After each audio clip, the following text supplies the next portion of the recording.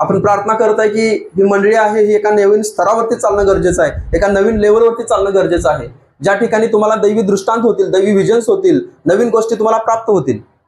आणि परमेश्वर त्या गोष्टी करत आहे. अनेक लोकांना जे प्रार्थना करतायत, उपास करतायत, ज्यांनी आपलं लक्ष देवाकडे लावलेलं आहे, त्यांचं जीवन सारखं असणारच नाही, 100% असणार नाही. परमेश्वर त्यांना एका नवीन ठिकाणी घेऊन जाणार, नवीन लेवलवरती घेऊन जाणार. पहा, जुन्या गोष्टी आहेत त्या होऊन गेलेल्या आहेत, मी नवीन गोष्ट करत आहे, ते आताच उद्भवत आहे. त्या जुन्या गोष्टी जोपर्यंत तोडणार नाही, सुटणार नाही, तोपर्यंत नवीन गोष्टी तुम्हाला प्राप्त होणार नाही. आणि त्यामुळे मंडळी जे आहे ते आपण गंभीरतेने राहणं अतिशय गरजेचं आहे. आपलं लक्ष देवाकडे असायला पाहिजे, देवाच्या उपस्थितीकडे असायला पाहिजे. जेव्हा अलिशा आणि एलियाच्या जीवनाविषयी आपण पाहतोय त्यावेळेला काही संदेशांचे ग्रुप होते, काही संदेशांचे समूह होते. ज्या संदेशांचे समूह एरियो या ठिकाणी होते, बेथेल या ठिकाणी होते. काही संदेशांचे समूह यार्देनेच्या तीरी होते. वचनांच्या मध्ये सांगितलेलं आहे की जेव्हा अलिशाला देवाने पाचारण केलं, एलिया त्याला गेला आणि आपला झगा त्या अलिशावरती असं मारला, असं वचनाच्या मध्ये सांगितलं. झगा त्याने असा केला आणि मग तिथून पुढे अलिशा आहे तो एलियाच्या मागे मागे मागे मागे चालायला लागला, त्याची सेवा करू लागला, त्याच्यासोबत राहू लागला. आणि मग आता अलिशाचं जे लक्ष आहे ते एलियाकडे आहे. अलिशा उजवीकडे बघत नाही, डावीकडे बघत नाही. अलिशाचं लक्ष एलियावरती आहे, एलियावरती असलेल्या देवाच्या उपस्थितीकडे आहे, एलियावरती असलेल्या देवाच्या अभिषेकाकडे आहे.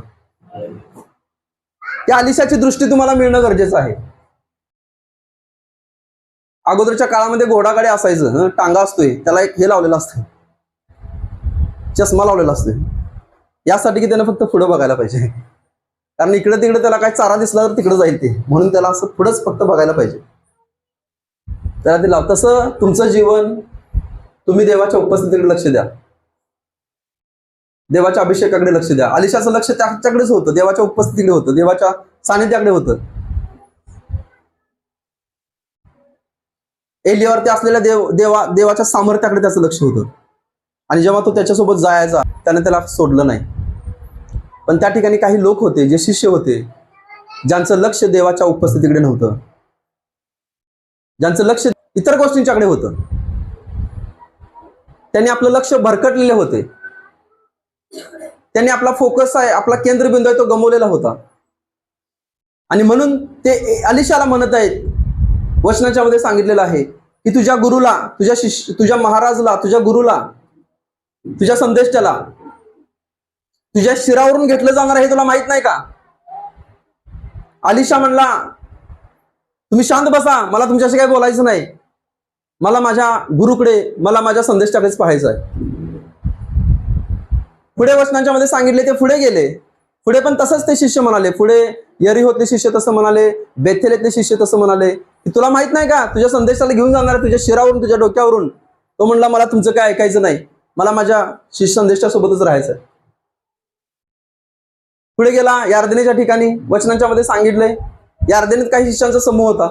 तो यार्देनच्या शिष्यांचा समूह त्याला म्हणत आहे, यार तुला माहित नाही काय, तुझ्या गुरुजीला उचलून घेऊन जाणार आहेत. तो म्हणला, मला काय सांगू नका, मी काय तुमचं ऐकणार नाही, माझं लक्ष माझ्या गुरुकडे आहे, देवाच्या उपस्थितीकडे आहे. यार्देन ओलांडून पलीकडे गेले असं वचनाच्या मध्ये सांगितलं.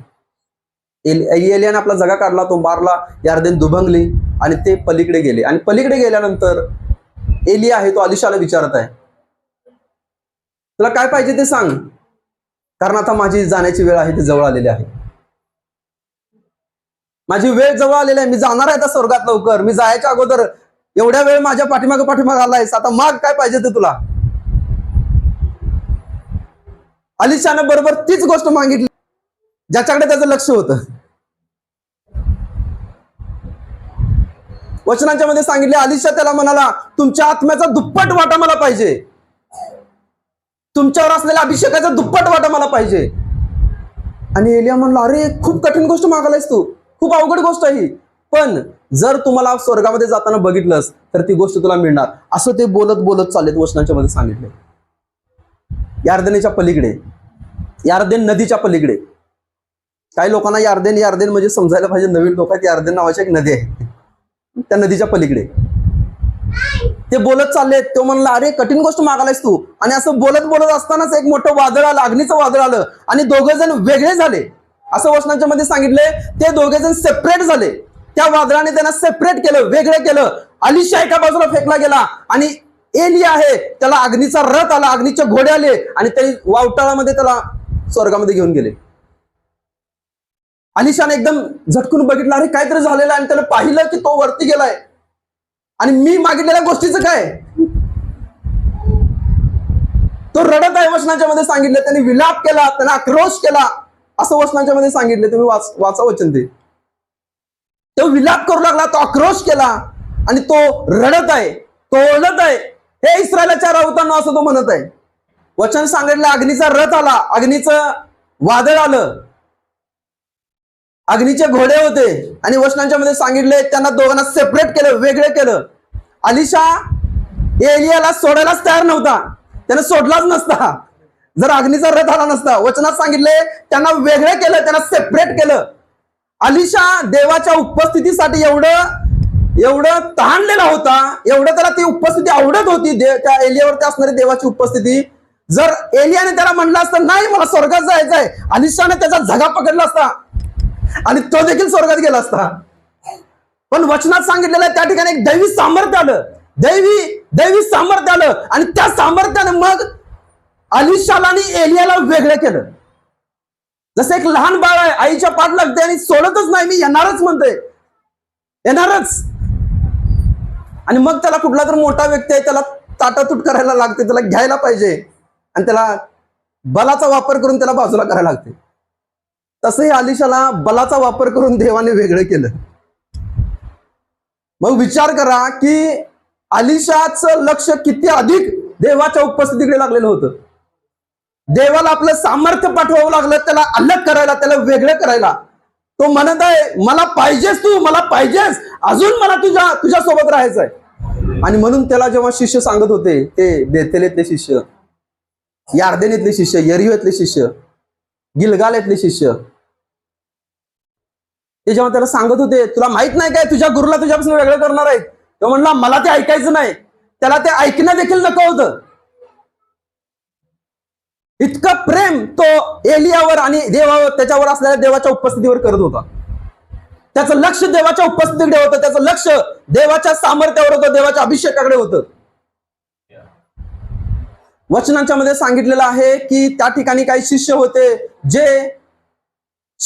जे संदेष्टे होते, त्यांनी पण देवावरती प्रेम करायचे. प्रत्येक ठिकाणी शिष्यांचा समूह होता, तो देखील देवावरती प्रेम करायचा. चर्चमध्ये अशा प्रकारचे लोक आहेत जे देवावरती प्रेम करतात, परंतु ठराविक लेवल पुरतं करतात, ठराविक स्तरापर्यंत करतात. त्याच्या पुढे त्यांना देवावरती प्रेम करायचं नाही, देवासाठी त्याग करायची तयारी नाहीये. आज आपण अशा काळामध्ये जीवन जगत आहे की येशूसाठी आपण सगळ्या गोष्टींचा त्याग करायला तयार असायला पाहिजे. ज्या वेळेला येशू आणि जगातील सगळ्या गोष्टी निवडण्याचं वेळ जेव्हा येईल त्यावेळेला तुम्ही कुठली पण मनात शंका न बाळगता येशूची निवड करायला पाहिजे, देवाच्या उपस्थितीची निवड करायला पाहिजे. त्या ठिकाणी काही लोक होते जे शिष्य होते, जे समाधानी होते, जे तृप्त होते, ज्यांचं लक्ष पहिल्यांदा देवाकडे होतं, देवाच्या उपस्थितीकडे होतं, संदेशाच्या उपस्थितीकडे होतं, परंतु त्यांनी आपलं लक्ष आहे ते डायव्हर्ट केलेलं आहे, त्यांनी आपलं लक्ष आहे ते वेगळं केलेलं आहे. कारण त्यांना माहित होतं एलिया आहे तो स्वर्गामध्ये घेतला जाणार आहे. त्यांना माहित होतं एलियाचं स्वर्गारोहण होणार आहे. त्यांच्या मनात कोणाच्याच आलं नाही जाताना शेवटच्या क्षणी एलियाला आपण भेटूया. त्या कुणीच विचार केला नाही की एलियाला मला भेटायला पाहिजे. एलियासोबत जात असताना काही वेळ आपण घालवायला पाहिजे, कारण तो आता कायमचा स्वर्गामध्ये घेतला जाणार आहे, परत आम्हाला भेटणार नाही. आणि मग त्याच्यासोबत त्याच्याजवळ काहीतरी गुण असणार आहे, त्याच्याजवळ काहीतरी रहस्य असणार आहे, त्याच्याजवळ काहीतरी गुप्त गोष्टी आहेत, गहन गोष्टी आहेत, त्या मला समजणं गरजेचं आहे. जर हे शिष्य जे यरीहो मध्ये होते, हे शिष्य जे बेथलमध्ये होते, जे यार्देनेच्या तीरी होते, गिलगाल या ठिकाणी होते, त्यांनी जर असा विचार केला असता की आम्हाला एलियाकडून काही गहन गोष्टी, गुप्त गोष्टी ऐकायच्या आहेत, आम्हाला देखील एलियाच्या अभिषेकाचा वाटा पाहिजे, आम्हाला देखील एलिया कशा प्रकारे सामर्थ्याने चालला ते सामर्थ्य आम्हाला पाहिजे, ती उपस्थिती आम्हाला पाहिजे, असा त्यांनी विचार करू शकले असते. पण त्यांनी तसा विचार केला नाही, कारण त्यांचं लक्ष देवाच्या उपस्थितीपासून बहकलेलं होतं आणि त्यांनी आपलं लक्ष आपल्या सांसारिक गोष्टींच्याकडे लावलेलं होतं.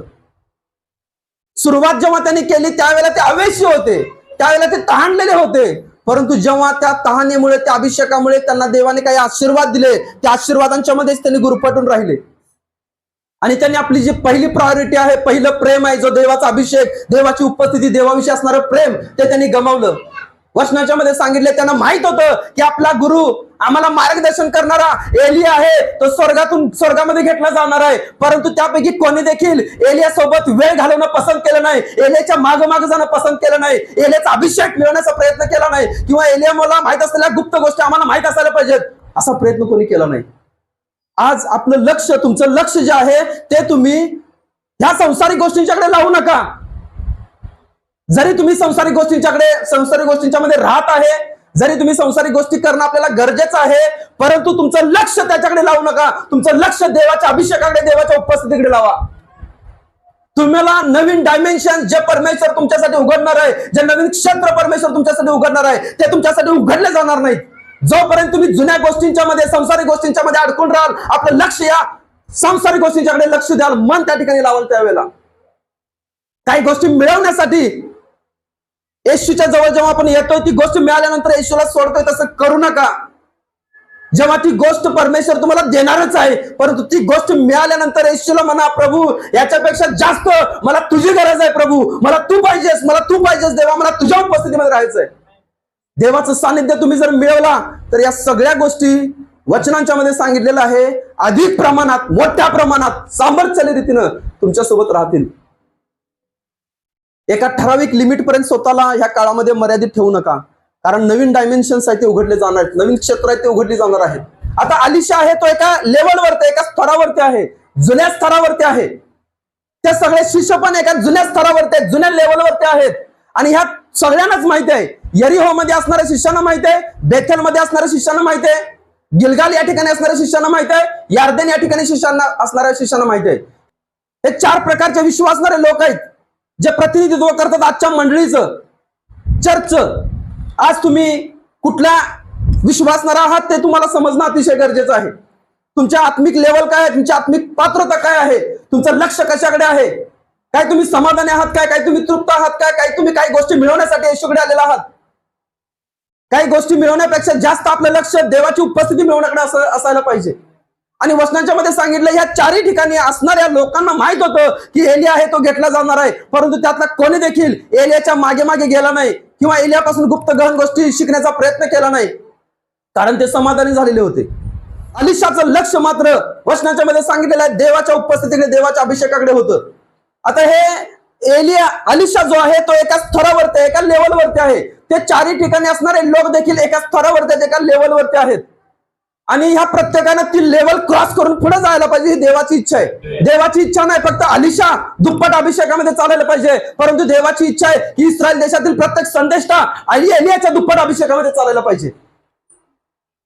आज देवाची इच्छा नाही की फक्त दैवी अभिषेक, दैवी दृष्टांत, दैवी विजन्स आहेत ते काही ठराविक लोकांनी अनुभवावे, पण देवाची इच्छा आहे की मंडळीतील प्रत्येक व्यक्तीनं ते दृष्टांत आहे ते अनुभवावे, ते दैवी जीवन आहे ते अनुभवायला पाहिजे, ते जीवन जे देवाने तुमच्यासाठी ठेवलेलं आहे ते अनुभवायला पाहिजे. देवाची इच्छा आहे. वचनांच्या मध्ये सांगितलंय की हे एका स्तरावरती होते, एका लेवलवरती होते. अलिशा एका लेवलवरती होता, 4 जे संदेश 4 ठिकाणी होते ते पण एका लेवलवरती होते, परंतु त्या सगळ्यांना माहित होतं की आत्मिक जगतामध्ये काहीतरी बदल होणार आहे. आत्मिक जगतामध्ये एक संधी आलेली आहे की आमची लेवल आहे ती आता बदलणार आहे. कारण या 4ही देखील ठिकाणी असणाऱ्या संदेशांना माहित होतं की एलिया आहे त्याचा स्वर्गारोहण होणार आहे.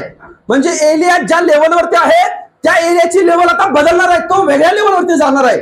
आणि त्याच्या पाठीमागून येणारे जे शिष्य आहेत ते एलियाच्या ठिकाणी प्रमोट केले जाणार आहेत. म्हणजे हे जे 3ऱ्या लेवलवरती आहेत हे 2ऱ्या लेवलवरती उचलले जाणार आहेत, हे सगळ्यांनाच माहित होतं. पण तरी देखील त्यांनी ते गोष्ट गांभीर्याने घेतली नाही. आज तुमचं आत्मिक स्थलांतर होणार आहे. या काळामध्ये तुम्हाला एक आत्मिक स्तर आहे तो गाठायचा आहे, एक वेगळा टप्पा परमेश्वर तुम्हाला देणार आहे.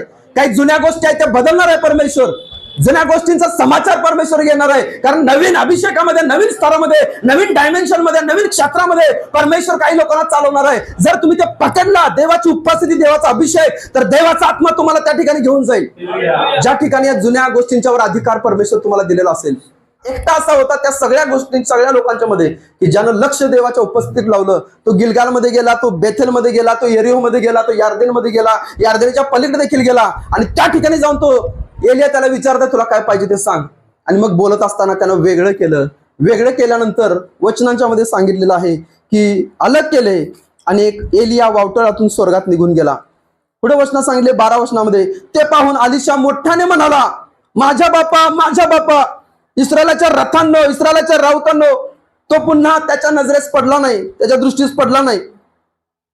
तेव्हा त्याने आपली वस्त्रे फाडून त्याचे 2 तुकडे केले. त्याने विलाप केला, तो रडला आणि त्याने आपली जी जुनी वस्त्रे आहेत ती फाडली. ज्या पहिल्या स्तरावरती त्याच्याकडे जी जुनी वस्त्र होती, जुन्या अभिषेक होता, तो त्याने टाकून दिला. 3 दिवस झाला आपण मनन करताय, जुन्या गोष्टी टाकून द्या, जुन्या गोष्टींची आठवण करू नका. कारण नवीन स्तरामध्ये परमेश्वर घेऊन जात असताना या जुन्या गोष्टी नाहीशा झालेल्या असतील. जोपर्यंत तुम्ही ती जुनी वस्त्र ठेवणार आहे, जुना अभिषेक ठेवणार आहे, तुम्ही नवीन जगामध्ये प्रवेश करणार नाही. कारण एक डायमेन्शन बदललं जाणार आहे, क्षेत्र बदललं जाणार आहे. आत्मिक जगतामध्ये विजन्स आहेत, दृष्टांत आहेत, ते तुम्हाला होणार आहेत. परमेश्वर तुमच्या भविष्यातील गोष्टी तुम्हाला प्रकट करेल, या मंडळीच्या भविष्यातील गोष्टी प्रकट करेल. परमेश्वर तुमच्या घराण्याच्या भविष्याच्या गोष्टी आहेत त्या तुम्हाला प्रकट करेल. कारण एक दरवाजा आहे, क्षेत्र आहे, ते उघडलं जाणार आहे. कधी उघडणार आहे ते? जेव्हा तुम्ही जुनी वस्त्रे फाडाल त्याच वेळेला ते क्षेत्र उघडलं जाणार. जुन्या समस्यांचा विचार करू नका, देवाच्या उपस्थितीकडे आपलं लक्ष लावा. वचनांच्या मध्ये सांगितले, त्याने ते फाडलं वस्त्र. आणि 13 वचन असं सांगत आहे, वाचा. एलियाचा जो झगा त्याच्या अंगावरून खाली पडला होता, त्याने तो उचलून घेतला आणि तो परत जाऊन यार्देनेच्या तीरावरती उभा राहिला. जेव्हा त्याने जुना झगा फाडला, जुना स्तर, जुन्या समस्या आहेत तुकडे केले. जुन्या समस्या आठवू नका असं देवाचं वचन सांगत आहे. जुन्या गोष्टींच्या मध्ये राहू नका, विचार करू नका. कारण तुमचा स्तर परमेश्वर बदलणार आहे. जेव्हा अलिशाने ते जुनं वस्त्र फाडलं, वचनाच्या मध्ये सांगितलेलं आहे, त्याच्यासाठी एक नव्या स्तराचा झगा आहे, तो स्वर्गातून खाली पडला. नवा अभिषेक खाली पडला. आणि तो झगा जेव्हा त्याने खाली पडला, त्याने तो झगा घेतला. हालेलुया. आणि तो त्या झग्यामध्ये असणाऱ्या दुप्पट अभिषेकाच्या सामर्थ्यामध्ये चालू लागला. जोपर्यंत तुम्ही जुन्या गोष्टी, जुना स्वभाव सोडणार नाही, जुन्या गोष्टी सोडणार नाही, तोपर्यंत नवीन स्तरामध्ये परमेश्वर तुम्हाला प्रमोट करणार नाही, नवीन दरवाजे तुमच्यासाठी उघडणार नाही. कारण ही वेळ आलेली आहे की ह्या वेळेमध्ये परमेश्वर दैवी दृष्टांत अनेकांना देणार आहे. आतापर्यंत घडल्या नाहीत अशा गोष्टी तुमच्या जीवनामध्ये घडताना तुम्ही पाहाल, परंतु त्या त्यांच्यासाठीच आहेत ज्यांनी येशूला मिळवलेलं आहे, ज्यांनी प्रभूला मिळवलेलं आहे, ज्यांचं लक्ष देवाकडे आहे, देवाच्या उपस्थितीकडे आहे, दुसऱ्या कोणत्याही गोष्टीकडे नाहीये. एलिशाने तो जगा घेतला, तो गेला यार्देन तीरीवरती आणि यार्देनेवरती तो मारला, त्या नदीवरती मारला. यार्देन नदी 2 भागांच्या मध्ये दुभंगली. त्या वाटेने चालू लागला. वचनाच्या मध्ये सांगितले, त्या कोरड्या भूमीवरून पलीकडे गेला. आणि काही शिष्य आहेत ते हे सगळं यार्देनेच्या अलीकडून पाहत होते काय घडतंय ते. त्या शिष्यांनी लांबूनच पाहिलं की एलिया स्वर्गात घेतला गेलाय. अलिशानं वस्त्र फाडलेत. त्यांनी लांबून पाहिलं की अलिशानं तो झगा घेतलाय आणि अलिशाच्या हातात तो झगा आहे, त्याने नदीवरती मारला, नदी दुभंगली. आणि त्या अलिशा नदीच्या पलीकडे आलाय. आणि आल्यानंतर हे सगळे जे शिष्य होते हे अलिशाच्या अगोदरपासून शिष्य होते.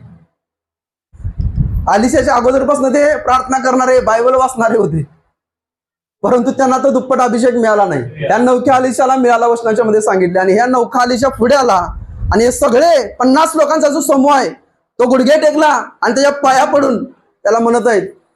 त्यांना समजलं की अरे, आमचा गुरु जो एलिया आहे त्याचा आत्म्याचा दुप्पट वाटा अलिशाच्या ठाई आलेला आहे. अलिशाने ती गोष्ट मिळवली.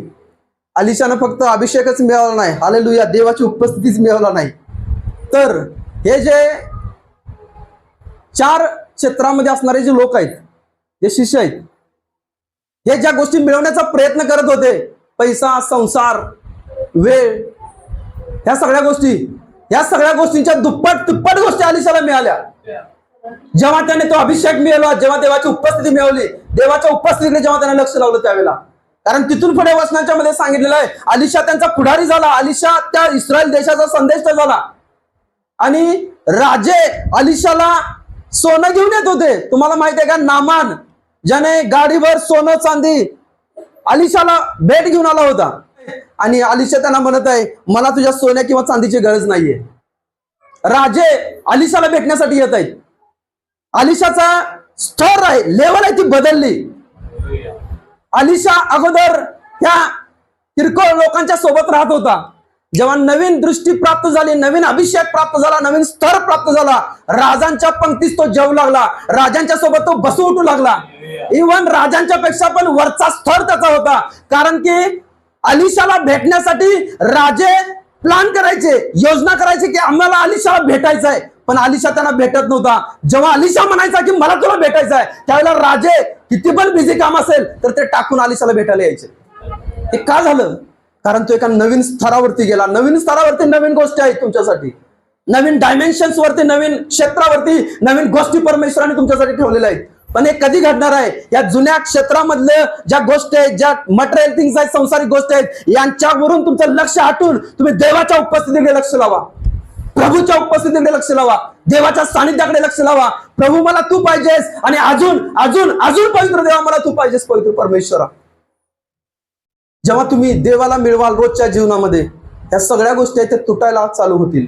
नवीन क्षेत्र तुमच्यासाठी उघडले जातील.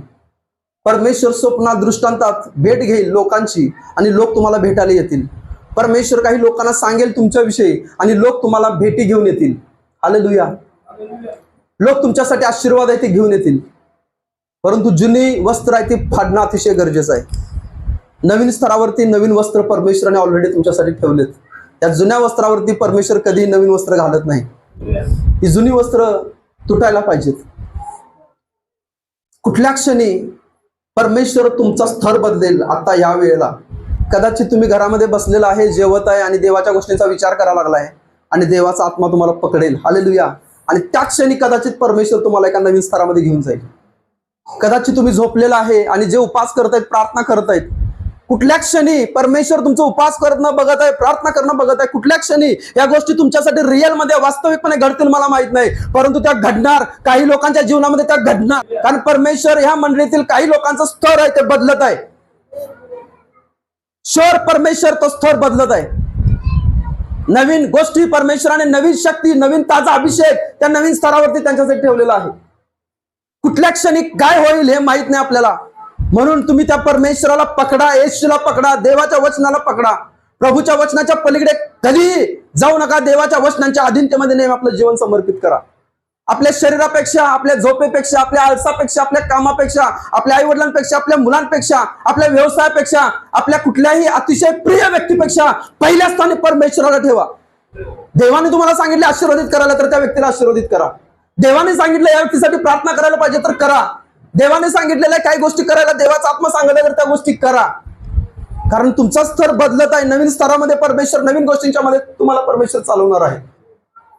एके दिवशी रेनॉल्ड बांकी, देवाचे महान सेवक, त्यांचे एक साक्षी मी ऐकत होतो. रेनॉल्ड बांकी किती जणांना माहित आहेत? देवाचे महान सेवक. आफ्रिकेमध्ये मोठं संजीवन त्यांच्याद्वारे आलं. आफ्रिका जो आदिवासी लोकांचा देश आहे, गरीब लोक आहे, चेटूकखरणी, जादूटोणा करणारा देश, त्या देशामध्ये एक मोठं रिवायवल आज आलेलं आहे. अनेक संदेष्टे, टीबी जोशुआ सारखे संदेष्टे त्या ठिकाणी उभे आहेत. पास्टर ख्रिस, पास्टर जॉन अनासके, अनेक मोठे मोठे संदेष्टे त्या भागातून आज सेवा कार्य करत आहेत, जे जगभरामध्ये जाऊन देवाच्या वचनाची घोषणा करत आहेत. त्या आफ्रिकेमध्ये महान संजीवन आणणारे रेनॉल्ड बांकी जेव्हा 21 वर्षाचे होते, तरुण होता, आपलं जीवन त्यांनी ऑलरेडी येशूला समर्पित केलेलं होतं, आणि येशूची सेवा करायला एकदम उत्साही होते. बायबल कॉलेजमध्ये असताना उपवास, प्रार्थना, प्रभू मला तुझं काम करायचं आहे, मला तुझं सेवा कार्य करायचं आहे, आपलं लक्ष देवाकडे दिलेलं आहे. आणि जेव्हा त्यांचं कॉलेजचं वर्ष संपलंय त्यावेळेला ते जर्मनीमध्ये असताना त्यांनी आपल्या वडिलांना म्हणाले की एक दिवशी मी लंडनला फिरायला जातो. जर्मनी टू, आता त्या काळात प्लेन्स नव्हते जास्त, जर्मनी टू लंडन त्यांना ट्रेनने जावं लागायचं. काय माहित नाही लंडन मधलं. त्यांना एक पास घेतला बसचा. जसं कोल्हापुरात एक पास आहे सगळीकडे, कुठं पण कुठल्या पण बसमध्ये बसू शकते, तसं पास त्यावेळेला लंडनमध्ये होता. त्या बसमध्ये त्यांनी, बस गेली, कुठल्या पण बसमध्ये चढायचे, कुठं पण उतरायचे, त्या बसमध्ये चढायचे, कुठं पण उतरायचे. त्यांना काहीच माहित नव्हतं कुठं जायचं आहे, फक्त फिरायसाठी. आणि असंच बसमध्ये बस फिरवत आहेत, इकडं तिकडं बस नेईल तसं त्यांनी उतरत आहेत. बस थांबली की त्यांनी उतरायचे, शेवटच्या स्टॉपाला दुसऱ्या बसमध्ये बसायचे, दुसऱ्या बसचा दुसरा शेवटचा स्टॉप उतरला तिथून उतरायचे, तिसऱ्या बसमध्ये बसायचे, त्याचा शेवटचा स्टॉप संपला की चौथ्या बसमध्ये बसायचं. असं ते फिरत होतं. आणि मग बसमध्ये बसून कंटाळा आला त्यांना. म्हणले आता हे बस आहे, देवाला सांगितले, देवा ही बस आहे, मी शेवटची बस, आता मी चालणार. बसमधनं उतरले आणि एका ठिकाणी एका गल्लीत चालत गेले. एका रेसिडेन्शियल एरिया, कॉलनी होती, अपार्टमेंट्स होते, बंगलोज होते. आणि त्या बंगल्यामधून चालत असताना त्यांनी एक पाटी बघितली बाहेर, जॉर्ज जेफ्री नावाची. आणि त्यांनी जॉर्ज जेफ्री नाव ऐकलेलं होतं. देवाचा एक महान सेवक, ज्याच्याद्वारे इंग्लंडमध्ये महान संजीवन आलं, ज्याच्याद्वारे अनेक चिन्ह झाले, चमत्कार झाले, लंगडे चालायला लागले, आंधळ्यांना दृष्टी आली, अनेक मोठमोठ्या क्रुसेड्स ते घ्यायचे. त्यांच्याविषयी ऐकलेलं होतं त्यांनी. आणि त्यांनी ती पाटी वाचली आणि त्यांच्या मनात एक विचार आला, काय ते देवाच्या सेवकाचं घर असेल काय? परत त्यांचं मन त्याला म्हणलं, नाही, ते कसं का असू शकतील. परत त्यांना वाटलं, नाही, देवाच्या सेवकाचं घर असू शकते, आपण जरा आतमध्ये जाऊन चौकशी करूया. त्यांनी बेल वाजवली, आतून एक लेडीज बाहेर आली. त्या लेडीजला त्यांनी सांगितले, हे देवाचे महान सेवक जॉर्ज जेफ्री यांचं घर आहे का? ती म्हणली, होय, त्यांचंच हे घर आहे. त्यांनी लगेच म्हणले, मला त्यांना भेटायचं आहे. ती स्त्री म्हणली की आता ते तुला भेटणार नाहीत, ते भेटू शकणार नाहीत, त्यांची तब्येत ठीक नाहीये. आणि त्यांनी म्हणले, मला एकदा त्याला भेटू द्या, त्या स्त्रीला. त्या स्त्रीचं आणि त्या रेनॉल्ड बंकेचं संभाषण चालू होतं. आणि आतल्या खोलीमध्ये बेडरूममध्ये जॉर्ज जेफ्री देवाचा सेवक, जो वृद्ध झालेला होता, म्हातारा झाला होता, त्याने ते संभाषण ऐकलं. आणि आतून त्याने आवाज दिला. त्याच्यामध्ये काही शक्ती नव्हती, ऐकायला मंद झाले होते, परंतु त्याने आतून आवाज दिला, जो कोणी तुझ्याशी वाद घालत आहे त्याला आतमध्ये पाठव. त्या स्त्रीला म्हणले. तिने म्हणली, ठीक आहे, त्यांनी बोलवायला तुम्हाला चला. रेनॉल्ड बंकीला काहीच माहीत नाही.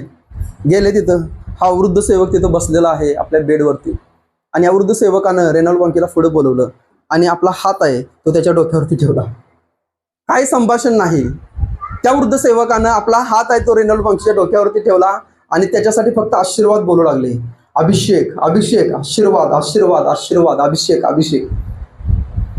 पुष्कळ वेळ त्याने आशीर्वाद उच्चारू लागले तो देवाचा सेवक.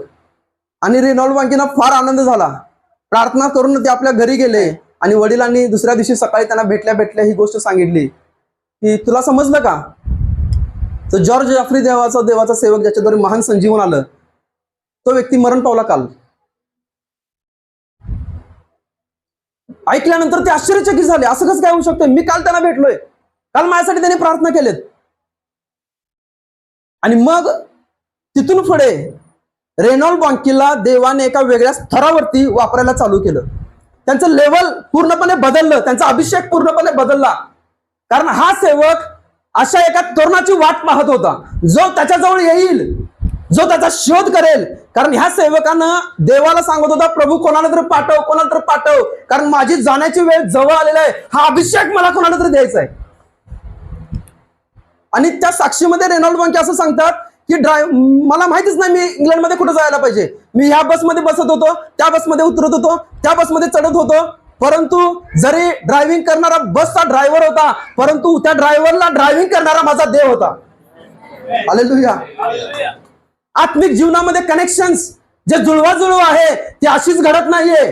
अलिशाच्या बाबतीत जुळवाजुळव अशीच घडलेली नाहीये. देवाने ती दैवी योगायोगाने घडवून आणली. कारण त्याचं लक्ष दैवी अभिषेकाकडे लागलेलं होतं, देवाच्या उपस्थितीकडे लागलेलं होतं.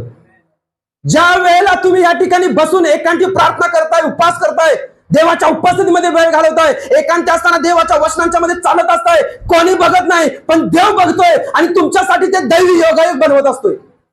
एखादा सेवक असाच मोठा होत नाही, एखाद्या सेवकाला असाच अभिषेक मिळत नाही, एखादा व्यक्ती असाच पुढे जात नाही. का? कारण त्याने काहीतरी किंमत मोजलेली आहे. आणि मग त्या दुप्पट अभिषेकामध्ये रेनॉल्ड बंकी चालायला लागले. त्यांना दृष्टांत झाला त्यानंतर की आफ्रिका जी खंड आहे तो येशूच्या रक्ताने धुतला जात आहे. त्याने दृष्टांतामध्ये बघितलं. त्यांनी ठरवलं की मला देवाने आफ्रिकेसाठी पाचारण केलेलं आहे आणि त्या आफ्रिकेमध्ये जाऊन एक मोठं रिव्हायवल परमेश्वराने त्यांच्याद्वारे आणलं. रेनॉल्ड बंकी असे एक सुवार्तिक होते. एक मोठं रिव्हायवल, एक मोठं संजीवन त्यांच्याद्वारे आलं. आफ्रिका पूर्ण देश आहे तो बदलला. अनेक ज्या ठिकाणी करणी, जादूटोना, प्रचंड प्रमाणात आदिवासी लोक, आफ्रिका खंड, जंगल सगळे, तुम्ही आफ्रिका टाकला तर जंगल पहिला येईल तुम्हाला गुगलला. आदिवासी लोक, अशा ठिकाणाहून मोठमोठ्या मंडळ्या आज तुम्ही उभ्या राहताना बघत आहे. हजारो करोडो लोक येशूवरती विश्वास ठेवत आहेत, त्या खंडामध्ये बघत आहे. होता ज्यांच्या सभेंना हजार लोक, म्हणजे एका सभेला कमीत कमी 50,000 लोक, 1 लाख लोक त्या काळामध्ये असायचे. आता सोशल मीडियामुळं होऊ शकतं ते 1,00,000, 1,50,000, 2,00,000, 4,00,000 ही गोष्ट असू शकते एका प्रसिद्ध सेवकासाठी. त्या काळात कुठल्याही प्रकारचं सोशल मीडिया नव्हतं, फोन नव्हतं, टेलिफोन काय नव्हतं त्या काळात. पण लोक फक्त म्हणायचे की या ठिकाणी सभा आहे, तर लोक दुसऱ्या देशातून त्याला भेटायसाठी त्या ठिकाणी जायचे 4-4 दिवस अगोदर, 8-8 दिवस अगोदर. एक मोठं रिवायवल परमेश्वराने त्यांच्याद्वारे त्या ठिकाणी आणलं. कारण की योग्य वेळेला प्रभूने त्यांना त्या ठिकाणी घेऊन गेला. आज मला तुम्हाला सांगायचं आहे की तुम्ही जे प्रार्थना करताय, तुम्ही जे प्रार्थना करत आहे, उपास करताय, जे देवासोबत तुमचं नातेसंबंध आहेत, ते नातेसंबंध तुम्हाला एका दैवी योगायोगामध्ये घेऊन जातील, एका नवीन स्तरावरती घेऊन जातील, ज्या ठिकाणी तुमच्या जीवनातील जुन्या गोष्टी आहेत त्या तुटणार आहेत. आणि म्हणून जुन्या गोष्टींच्या मध्ये राहू नका. नवीन स्तर परमेश्वर तुम्हाला देत आहे. काही लोकांची जीवन परमेश्वर वेगळ्या रीतीने चालवणार आहे. परमेश्वर त्यांना अद्भुत रीतीने, सामर्थ्यशाली रीतीनं. वस्त्र आहे ते फाडलं, वचनाच्या मध्ये सांगितले, जुन्या गोष्टी त्या फाडल्या, आणि मग फाडल्यानंतर त्याला नवीन जागा आहे तो स्वर्गातून मिळाला, स्तर बदलला. आज परमेश्वर ह्या मंडळीचं स्तर बदलत आहे, लेवल बदलत आहे, डायमेन्शन बदलत आहे, क्षेत्र बदलत आहे. आणि त्यासाठी तुम्ही तयार राहा. कुठल्या क्षणी त्या गोष्टी तुमच्याशी घराला चालू होतील माहित नाही, परंतु काही लोकांच्या बाबतीत त्या गोष्टी घडणार आहेत. परमेश्वर जे मन लावून करत आहेत ते त्या गोष्टींचा अनुभव घेतील.